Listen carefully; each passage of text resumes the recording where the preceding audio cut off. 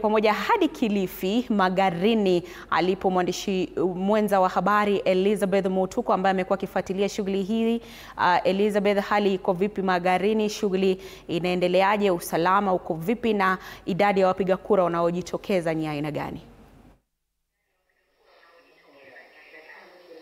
Asante sana Andrin, kama ulivyosema ni kweli nipo katika eneo bunge hili la Magarini katika vituo mbalimbali ambapo nafuatilia shughuli hii ya kupiga kura jinsi ambavyo inavyokwenda. Awali tulikuwa tumezungumza na gavana wa Mombasa ambaye ni naibu mwenyekiti wa chama cha ODM kuhusiana na mchakato wenyewe. Kumbuka awali baadhi ya wabunge akiwemo mbunge wa Kilifi South Ken Chonga alikuwa amejipata taabani wakati ambapo alifika katika kituo kimoja ambapo alikuwa pia yeye amekwenda kufuatilia swala la upigaji kura. Lakini nikujuze jinsi mambo yalivyo katika vituo mbalimbali. Kama kituo ambacho nipo wakati huu ambacho ni cha Maburuina, mojawapo vituo ambavyo ni vikubwa katika baadhi ya kama kati ya vituo 193 vya kupigia kura, ni kwamba shughuli hii ilianza kwa ukakamavu kidogo, lakini kufikia sasa inakwenda tu polepole. Labda ni kwa kuwa kuna jua zaidi, baadaye jioni labda mambo yatakuwa tofauti kabla ya saa 11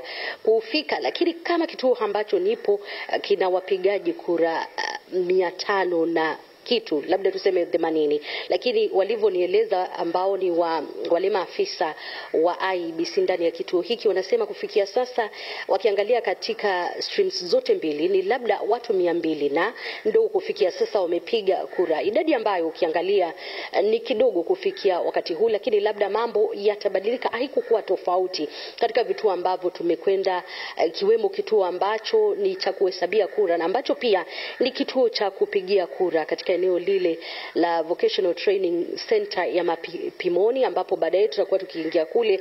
Lakini wale ambao ni waniaji wa nafasi hii akiwemo yule wa ODM Harrison Kombe alikuwa ameibua wasiwasi kuhusiana na wale ambao ni maafisa ambao wanasaidia katika shughuli yake kupiga kura, akisema kwamba hawajaruhusiwa katika vituo vya kupigia kura. Lakini hilo limetatuliwa, na pia tumewaona wengineo akiwemo Stanley Kenga wa DCP, tukawaona pia yule ambaye ni kijana mdogo ambaye ni mwaniaji huru anafahamika kama Amos Katana wakipiga kura. Lakini kwa jumla hali ya usalama katika eneo hili la Magarini ipo shwari, tofauti na jinsi ambavyo inashuhudiwa katika maeneo mengine, na viongozi mbalimbali wamekuwa wakitoa wito kwa wale ambao ni wapiga kura kujitokeza, kwani huu ni wakati mwafaka wa kuweza kuwawezesha kupata kiongozi ambaye ni bora. Labda ni kurejeshe nyuma katika kituo ambacho nipo, hawa ndio maafisa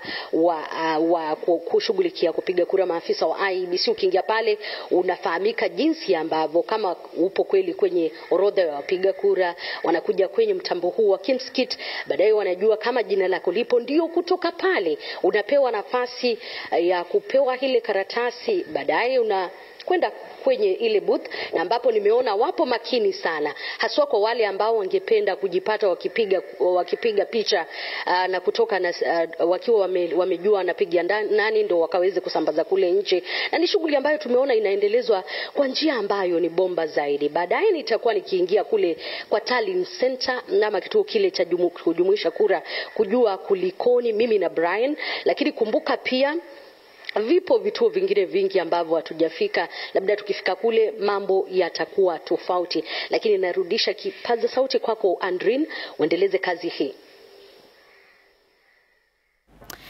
Kipaza sauti bila shaka ninakipokea hapa studioni jijini Nairobi, ambapo tunazidi kupeperusha matukio ya moja kwa moja na kutoka Kilifi.